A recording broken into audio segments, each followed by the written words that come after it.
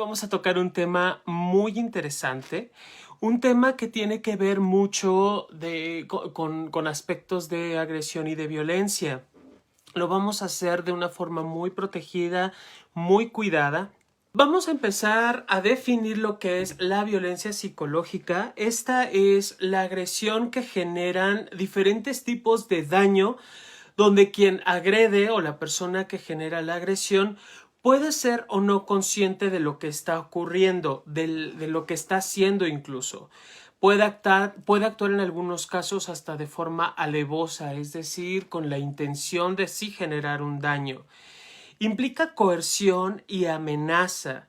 Se enfatiza con el tiempo y cuanto más perdura, mayor es el daño generado generando un deterioro emocional y mental en la persona que recibe la violencia o la persona que es receptora de la violencia.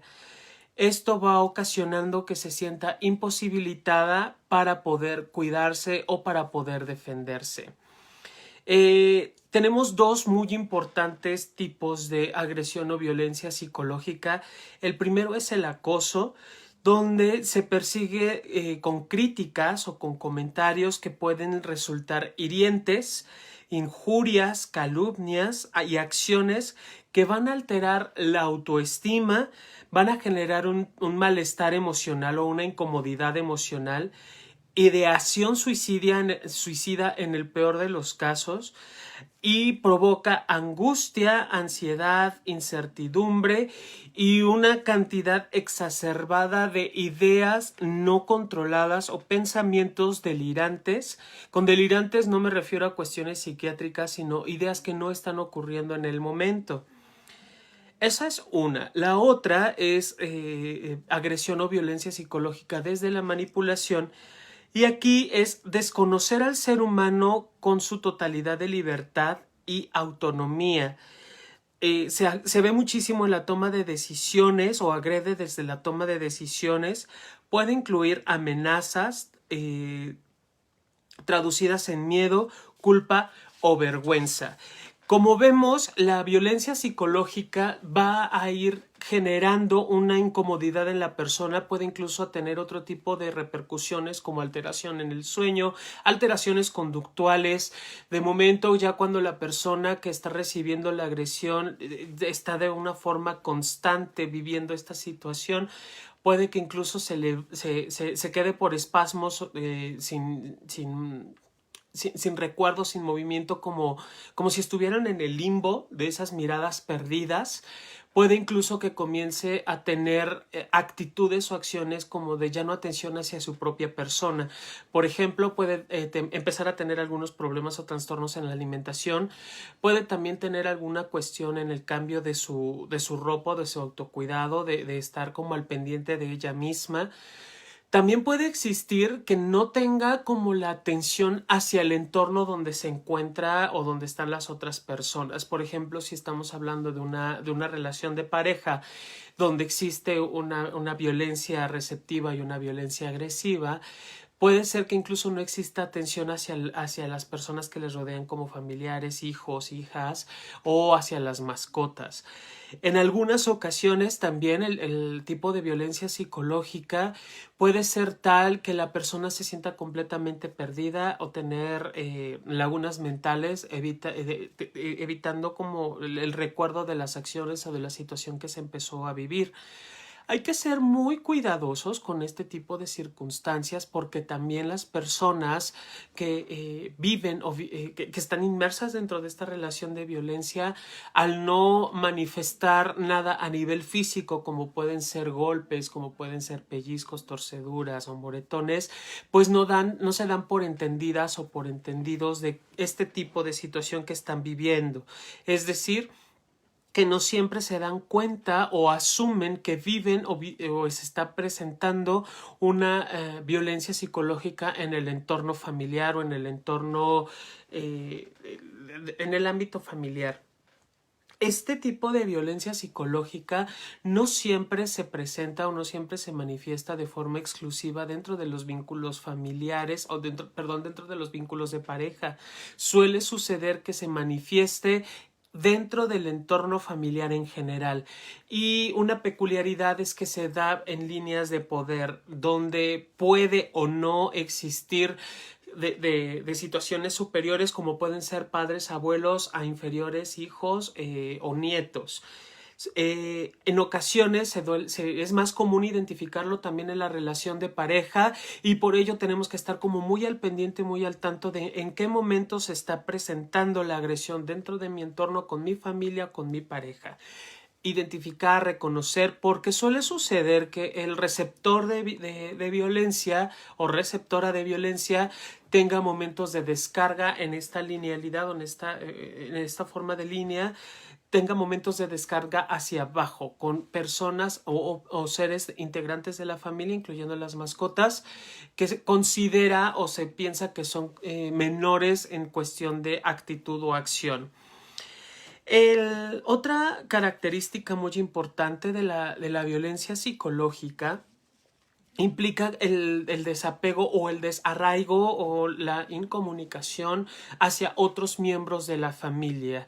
Puede existir que se mantenga como un cerco emocional o un cerco físico, literal, donde se impida un contacto o un vínculo o una interacción con algunos otros miembros de familias, amistades y demás.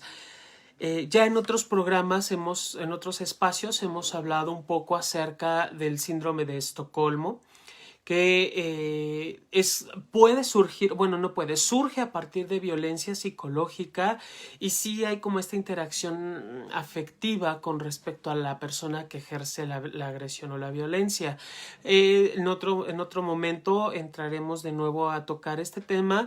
Si así lo desean, déjenos por escrito que quieren que tratemos este tipo de temas para darle continuidad a sus peticiones. Ahora, ¿qué situaciones hay aledañas a la violencia psicológica? Existen infinidad de características o situaciones que van a presentarse o a manifestarse como para poder detectar nosotros la agresión o violencia psicológica. En esos casos vamos a ir como revisando algunos de estos puntos importantes, porque también es de suma importancia aclarar cómo es que se va dando estos tres roles o estos tres papeles: el receptora de violencia, quien agrede o el agresora de violencia, y el observador u observadora. En un momento más trataremos estos tres temas. Por lo mientras, si quieres irnos dejando algunos comentarios, preguntas, dudas que vayan surgiendo del tema, aquí estamos para resolverlas. Un primer punto que es característica indispensable de la violencia psicológica es ignorar los sentimientos de las personas, o ignorar a la persona que está recibiendo la agresión o la violencia. Ignorar este tipo de sentimientos es hacer a un lado completamente todo lo que la persona está manifestando o puede llegar a manifestar acerca de la violencia psicológica o lo que está viviendo dentro de ese entorno. Otro más es ridiculizar o insultar a la persona receptora de violencia. Cómo se ridiculiza o cómo se insulta a partir de vejaciones, de comparaciones constantes. Tú no eres como tal persona, tú no actúas de tal manera, o hay una frase como muy específica de yo no esperaba esto de ti, o yo pensaba que tú eras más inteligente, astuto, amable, etcétera. Como palabras que pueden ser incluso hasta palabras clave detonadoras para la persona que está recibiendo la agresión.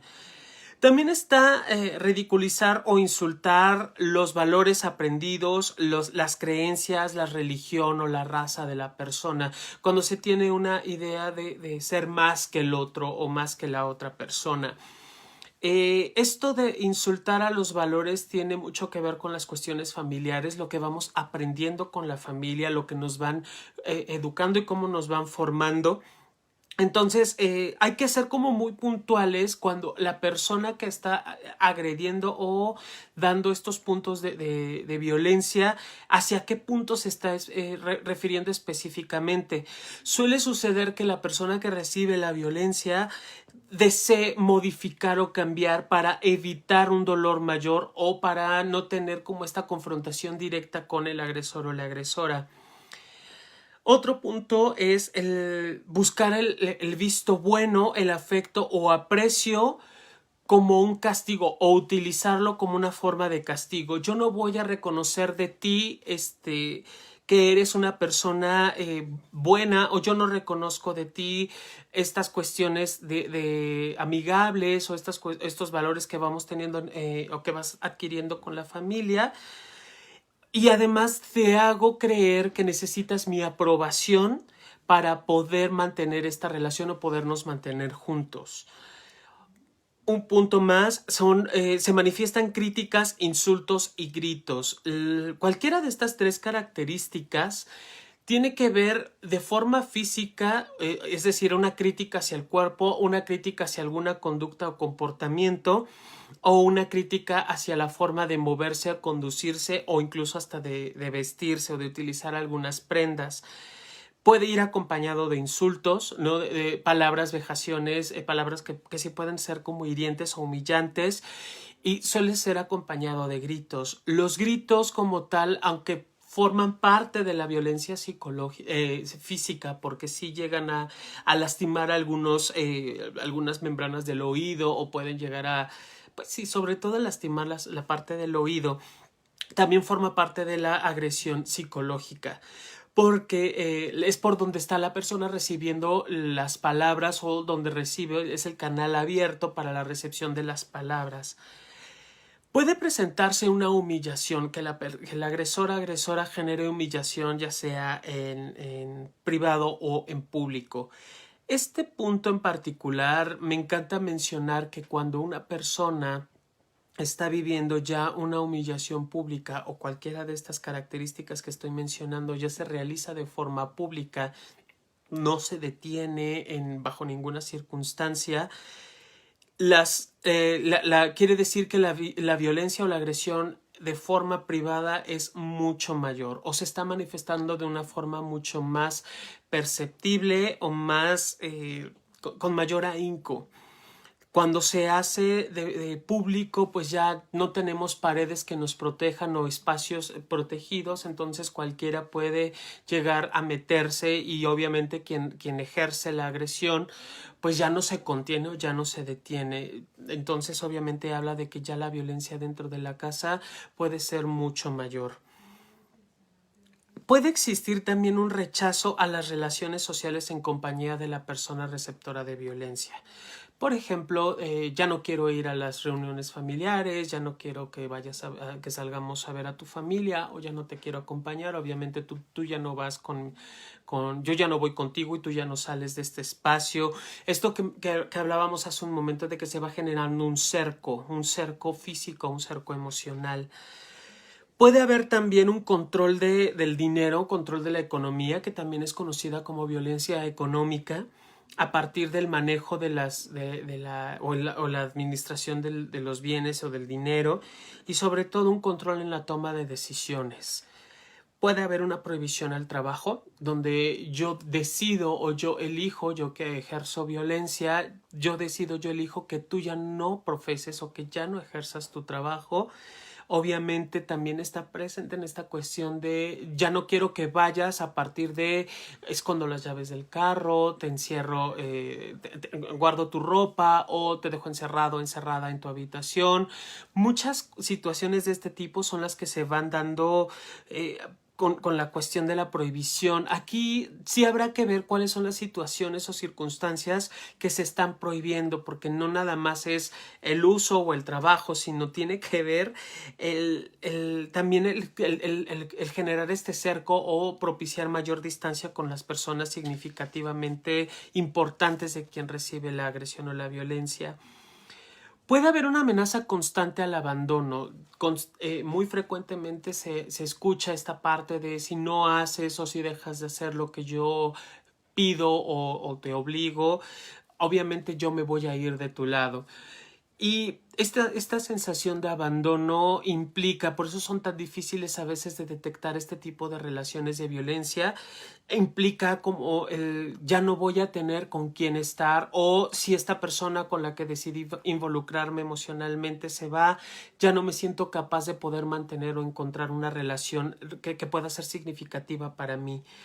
La amenaza de abandono es una de las circunstancias que más sensación de angustia y ansiedad puede generar, sobre todo cuando no se tiene procesado o entendido que las personas somos cíclicas y nos podemos ir en cualquier momento.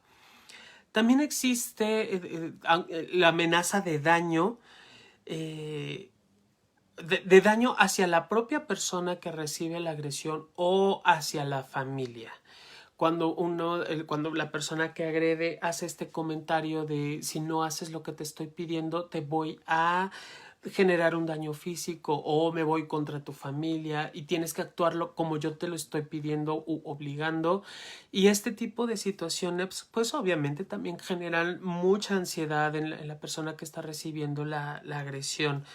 Puede existir algún tipo de castigo o maltrato emocional, independiente de los que ya hemos mencionado, o utilizar el castigo también como una forma de coerción. Amenaza con secuestro de los hijos, estoy hablando en cuestiones de pareja, o también me he encontrado tristemente con padres o madres que deciden sustraer a sus nietos de la mamá o del papá porque consideran que no son las personas más adecuadas para poder mantener o educar a esos hijos. Este secuestro puede ser literal de me llevo a los niños a otro espacio ajeno de ti, o prohibirte que te acerques a ellos aún estando bajo el mismo espacio o el mismo techo.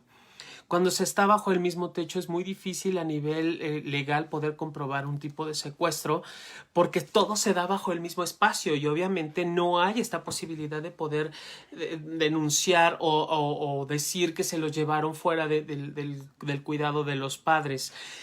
El, Cuando se da el secuestro dentro de casa, quiero entrecomillar secuestro porque no es visto así de forma legal, pues es no te acerques a ellos o comienza a utilizar palabras, frases que pueden resultar de forma violenta para la persona que recibe violencia, ¿no? Esto que se le llama alienación parental, donde yo te digo cómo debes de tratar a tu abuela, a tu abuelo, a tu padre, a tu madre y te hago que te alíes a mí como persona.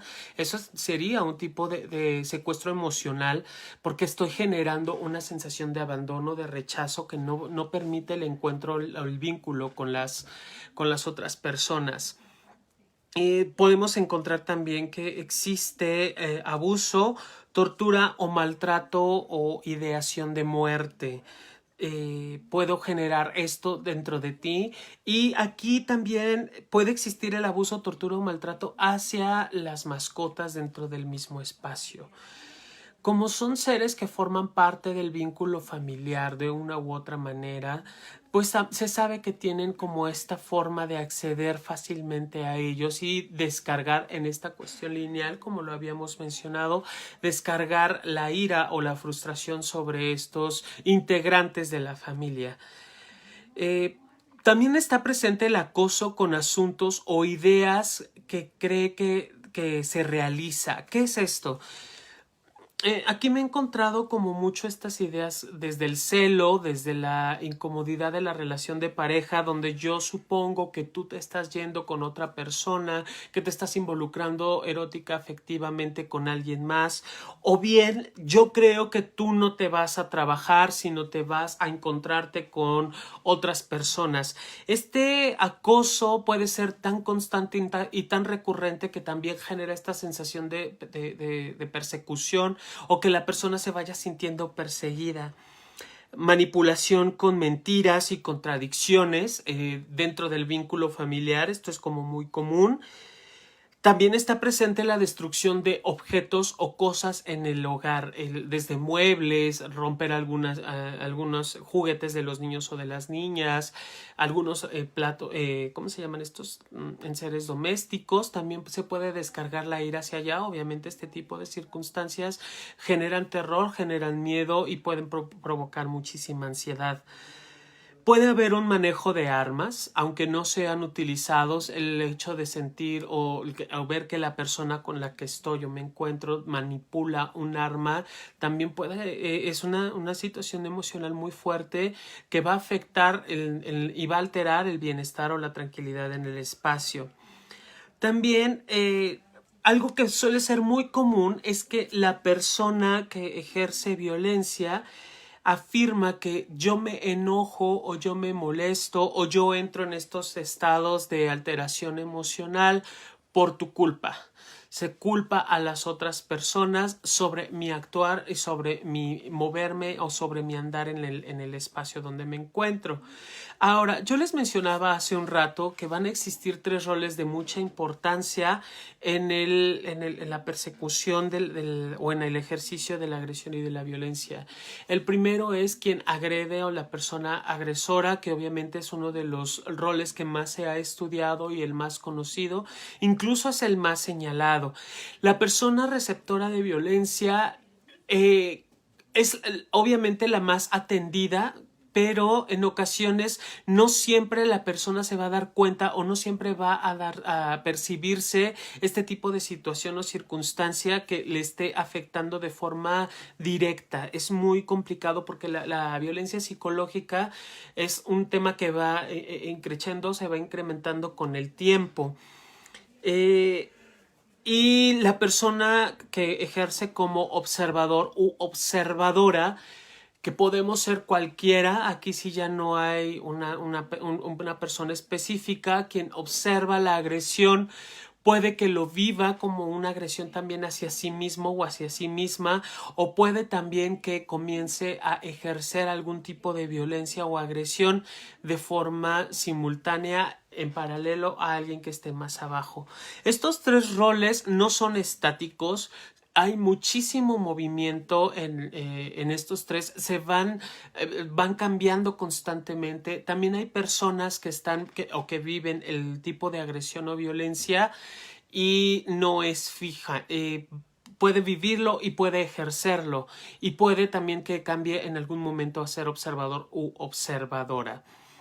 Como vemos, todos los temas acerca o relacionados a la agresión psicológica es muy, muy importante aprender a identificarlo, porque como les mencionaba hace un rato, cuando existe la violencia psicológica, no siempre las personas estamos informados acerca de este tipo de agresión o de ejercicio de poder, y al no tener información pertinente o información adecuada, nos perdemos y creemos que es parte normal de las relaciones o de los vínculos familiares.